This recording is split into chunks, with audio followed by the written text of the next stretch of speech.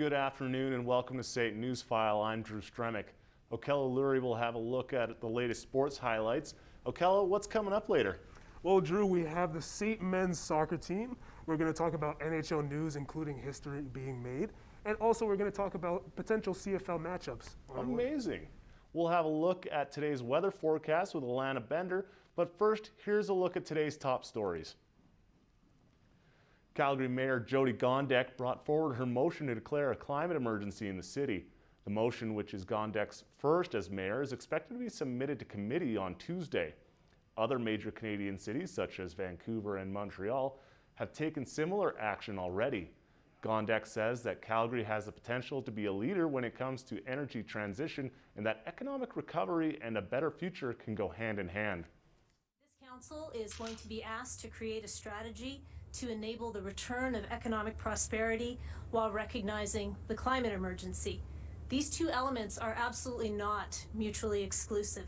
In fact, recognizing the climate emergency is a needed step towards economic opportunity in a world that's focused on a path to net zero. If the motion passes, City Council will debate it next week during a regular meeting. A new intensive outpatient program for the treatment of mental health, addiction, and chronic pain has opened in Calgary.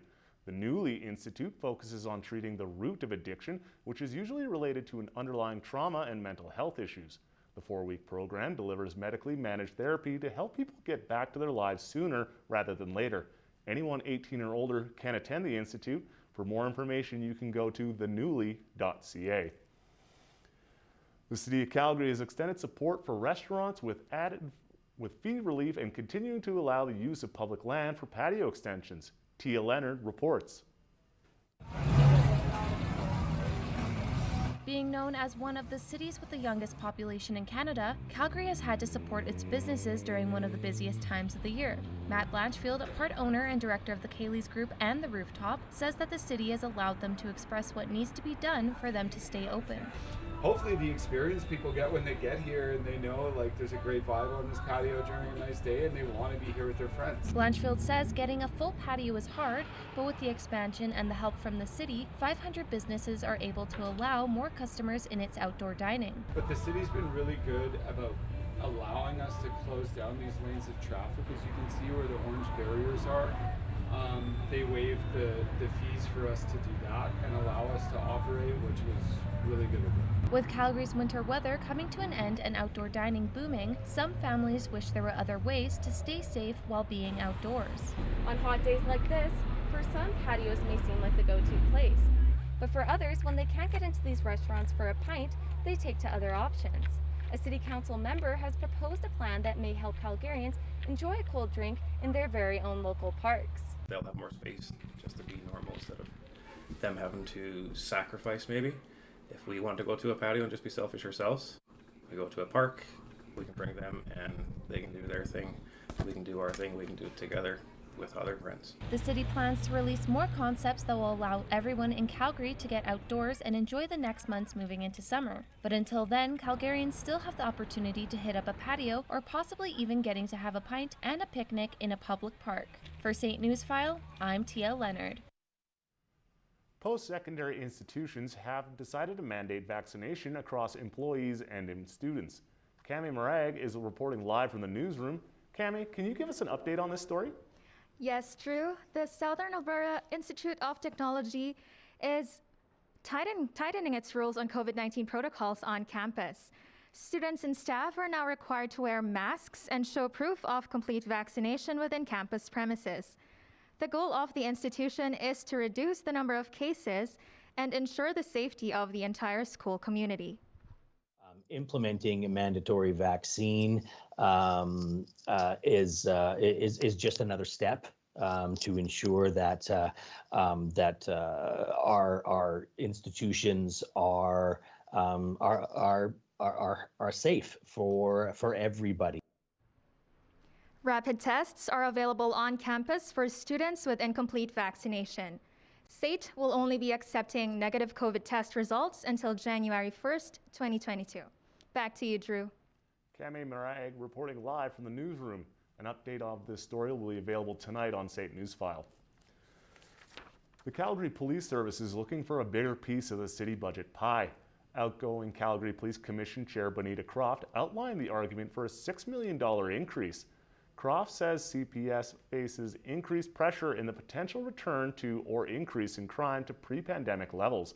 Calgary Mayor Jody Gondek says she would like to talk to the Commission in order to get more details on what CPS intends to put the funds towards. This request comes a year after CPS agreed to give up $10 million from its budget in 2021. Things continue to improve in the province's battle against COVID-19. Over the weekend, Alberta saw 1,300 cases and an additional 13 deaths, bringing the total to 3,055. Currently, 229 patients are in ICU. Without surge capacity, ICU would be at 135%. Those are today's top stories. We'll have your full forecast coming up for you. But first, Alana Bender has a look what's going around this week in Calgary.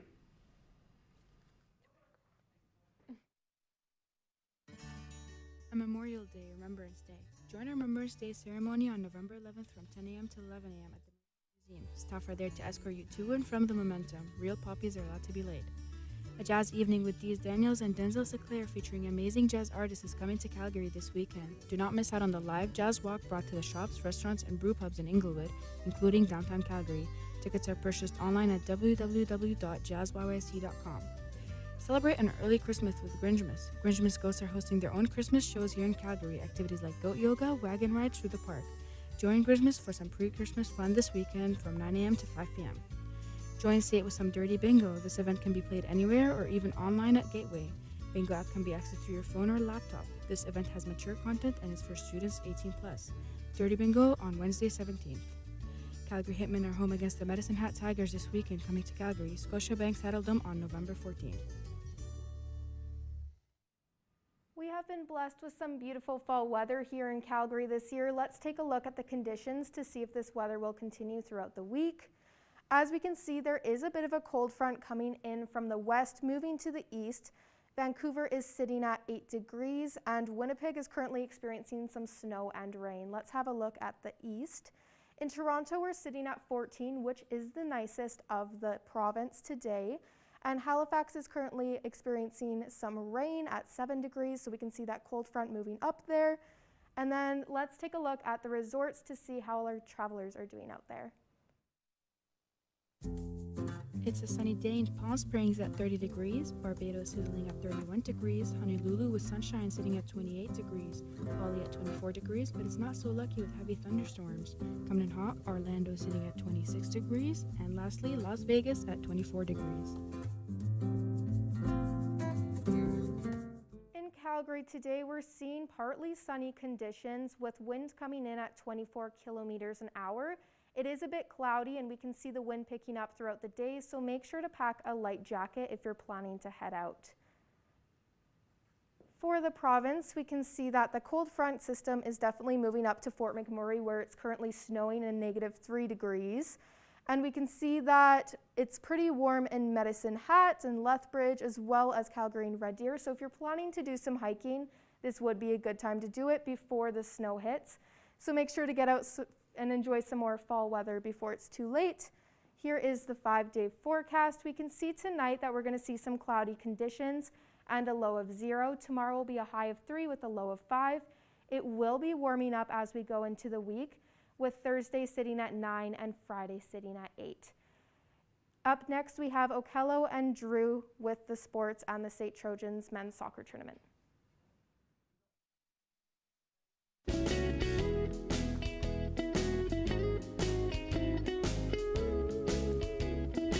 When you donate to the Salvation Army, you're not just donating a coat, you're donating another warm night for someone that needs it.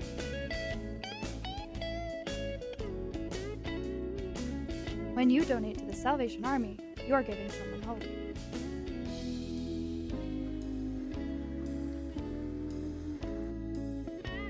So why wait? Give hope today.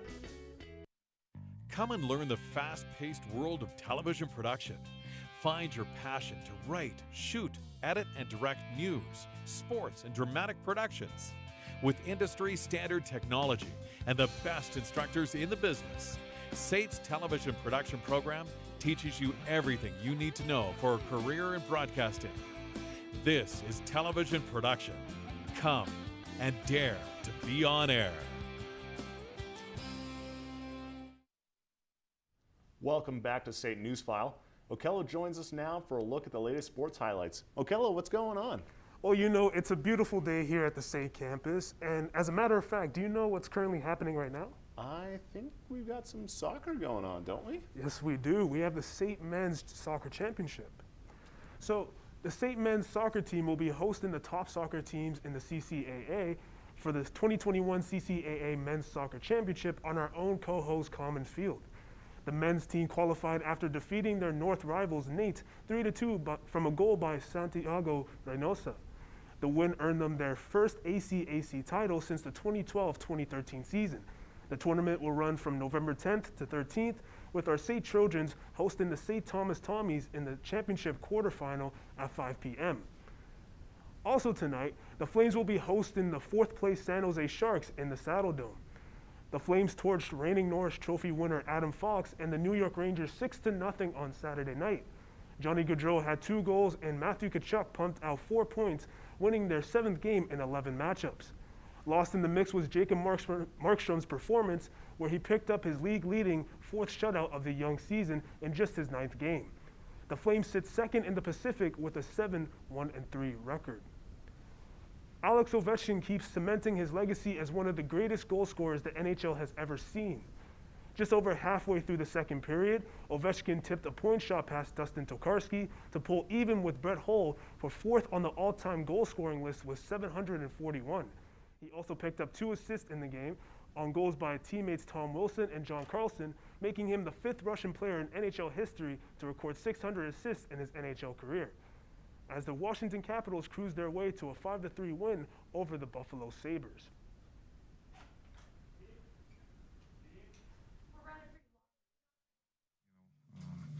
It's a pretty big number, so we just move on. Obviously, it's nice to be tied, but you know, I still have a couple games left. You know. Ovechkin currently leads the league with 11 goals in 12 games, nearly a goal per game pace by the 36-year-old. Ovi continues to climb the all-time list, now setting his sights on Jaromir Jagr, who is next on the list 25 goals away and has 153 goals left to reach Wayne Gretzky's record at the top of the mountain with 894. The Toronto Maple Leafs came in hot looking for their 6th straight win against the LA Kings, who are riding their own 4-game win streak.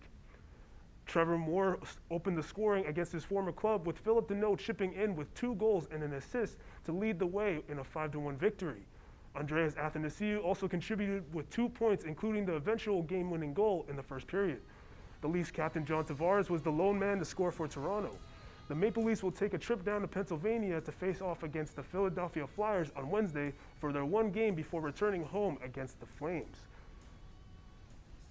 Now with a look at the CFL. The West Division in the CFL is shaping its potential playoff matchups after this week. The Calgary Stampeders can clinch a playoff berth with a win or a tie over the BC Lions on Friday. The Winnipeg Blue Bombers and Saskatchewan Roughriders currently sit as the top 2 teams over the Stamps. The Stampeders currently sit with a 6-6 record on the season. And that's it for sports. Thanks, Okello. Well, that about does it for today for us on State Newsfile. I'm Drew Stremick. And I'm Okello O'Leary. Thanks so much for joining us. We'll see you next time.